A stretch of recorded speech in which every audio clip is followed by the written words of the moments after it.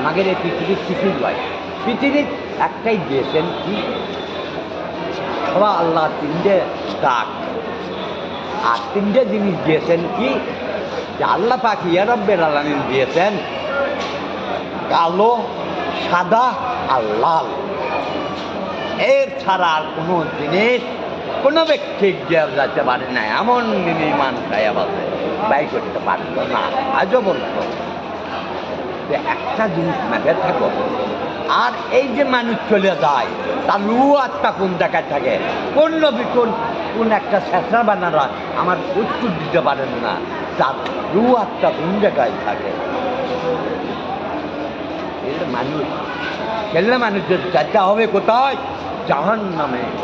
আল্লাহ পাক দেখেছেন যে সত্য জিনিস কেউ দেন সত্য।